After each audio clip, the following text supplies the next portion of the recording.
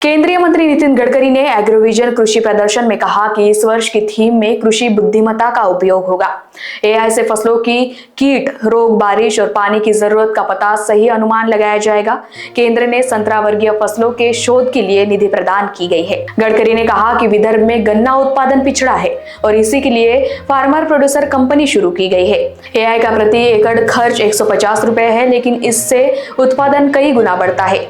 NHI में AI से सड़कों के गड्ढे और अतिक्रमण घर बैठे पता चलेंगे।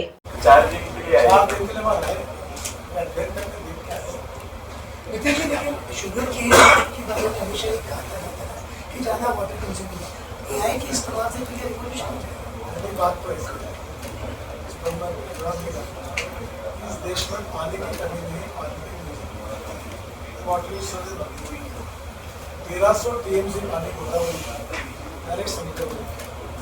इधर नर्मदा का पानी, नर्मदा बनने के बाद आगे जाके समुद्र में जा रहा है। पहली बात पानी की निवेदन।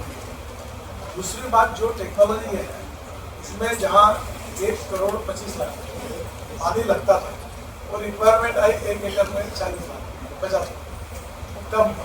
अच्छा, जब पानी चाहिए तब अभी क्या था, अभी जैसे मुझे पानी पीना तो बोलो मुझे पानी चाहिए, बट क्यों अभी खेती ऐसी चले तुम मांगोगे ना तो पानी को खाद दो, और क्या होगा कि उसकी जरूरत को ध्यान में लेकर कम होगा।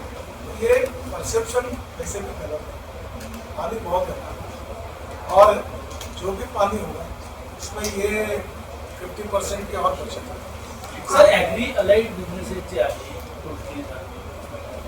यामध्ये काही एआयचा वापर शक्य आहे भविष्याच्या काळात? खूप आहे. एआय म्हणजे डिफेन्स पासून तर ऑल टाइप्स कंस्ट्रक्शन में आता नहीं। एनएचआई घर में बैठकर पता चलता है कौन सा करता है, इसने अग्रिकल्चर किया है। इससे ये बहुत ही मेडिकल साइंस है पर हमारे लिए एग्रीकल्चर इम्पोर्टेंट है क्योंकि सोशली इकोनॉमिकली एजुकेशनली बैकवर्डनेस जा सकते हैं। सर, आपने जो मतलब एक ही पेड़ पे टमाटर और बैगन जो है आपने लगाया कि संकल्पना आपका कैसे है, बहुत अच्छी आइडियाज है। सबसे पहले तो आपको कॉन्ग्रेचुलेशन कि आपने इस प्रकार का पेड़ जो है हो गया है। कैसा मतलब कितना समय लगा? जी, तो हमने जो कार्यक्रम बारामती के साथ ग्राफिक टेक्नोलॉजी में किया है, तो एआई का इस्तेमाल इसमें जो हुआ है कि एआई आपको बताता है कि किस क्लास की वेजिटेबल है। जैसे डीएनए क्या है, C4 क्लास है, तो C4 क्लास से C4 की ग्राफ्टिंग हो जाती है। जैसे गन्ने के साथ मक्के की ग्राफ्टिंग भी होना बहुत ज़्यादा पॉसिबल है। अब वो क्रॉप का इस्तेमाल यही क्यों सिलेक्ट किया हम लोगों ने एक्सपेरिमेंट के लिए, क्योंकि बैगन जो है हमारे यहाँ भटा भात तरसाली में मिलता है, तो बैगन एक जंगली प्रजाति है जिसको 40% कम रिसोर्स लगते हैं और उसका स्टेन इतना मजबूत है कि वो 5 से 10 किलो चीज़ों को खड़ा रखता है। टमाटर की सबसे बड़ी दिक्कत है कि जब टमाटर ज़्यादा ग्रो हो जाता है तो जमीन पे पूरा यहाँ की भाषा में पसंद जाता है, तो उसमें कीड़े लग जाते हैं और वो खराब हो जाता है। तो उसको अवॉइड करने के लिए ब्रिंजल का स्टेन यूज करने।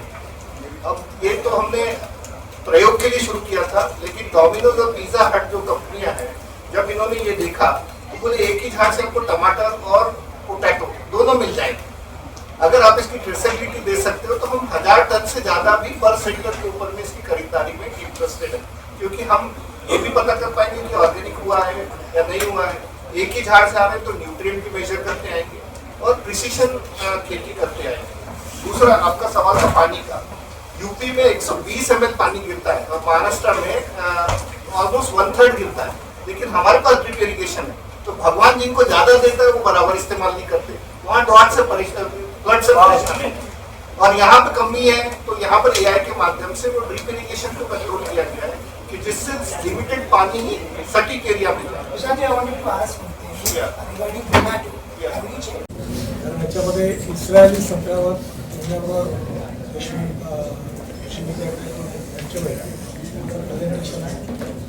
नंतर टँगो संत्रा जो स्टेटचा व्हॅलेन्सी आहे तिथे डिटेल फोटो आहे।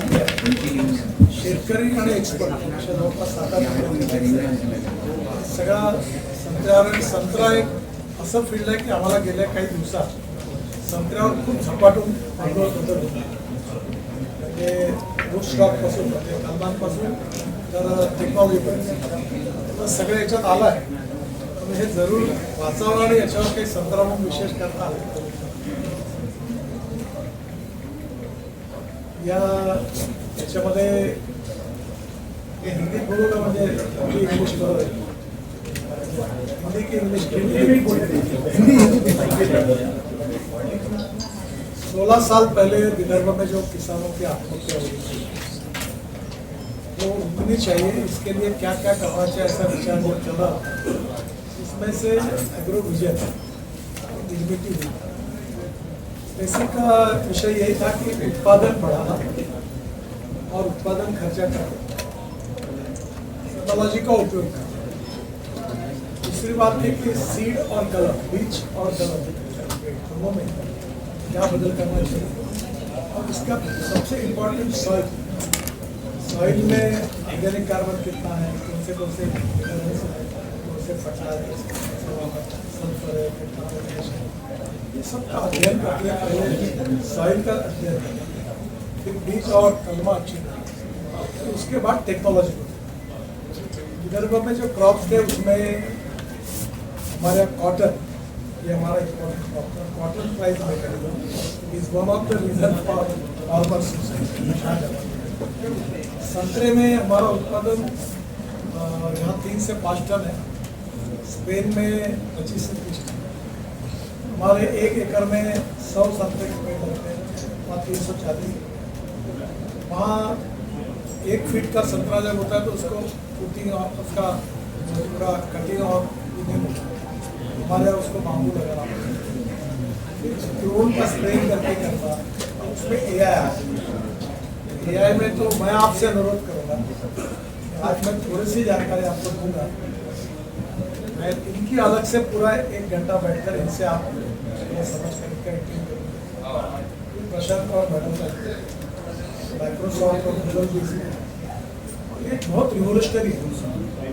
गाँव की स्थिति बदल जाएगी ऐसे. बेसिकली इसमें हमारे खेत में पहले हम जमीन के पूरा हेल्थ सॉइल का तैयार करना है. तो उसके आधार पर एक वेदर स्टेशन लगाना है जो सैटेलाइट से लिंक होता है और उसमें मॉइस्चर गिरने के लिए वो यंत्र भी वहाँ रखा है. ये स्टेज पर और वो करीब 15 किलोमीटर कितना एरिया एक क्लस्टर में करता है. अभी उसके बाद अभी मेरे यहाँ मैंने लगाया तो मेरे को SMS आया कि 4 दिन के बाद ये फलाना डिसीज मैंने तुरंत स्प्रे किया. तो पानी का यूज़ 50% कम होता है. जो जरूरी नहीं वो फर्टिलाइजर हम देते हैं, कभी ये नहीं इसकी जरूरत है. तो नेचुरली जैसे आप किसी सीनियर सिटीजन का मेडिकल चेकअप और फिर ब्लड प्रेशर है कि उसकी दवाई देते हैं, अंदाज से ब्लड प्रेशर की दवाई सब दवाइयाँ खा रहे हैं सर, अभी ऐसा चल रहा है. तो प्लांट में भी टेक्नोलॉजी का उपयोग करके उत्पादकता बढ़ाने के लिए AI का है. इस साल का हमारा एग्रो विजन का मेन थीम AI. बहुत अच्छा रिस्पॉन्स के साथ है. इन्होंने तो एक पेड़ ऐसा तैयार किया है कि उसके ऊपर बैंगन भी लगे और टमाटर भी लगे. हाँ, जो आपको फिल्म दोनों दिखाएंगे, साथ ही आपको अलग अलग दोनों को हम दोनों का लोकवाहिनी मीडिया के लिए अविनाश तोतड़े की रिपोर्ट, नागपुर.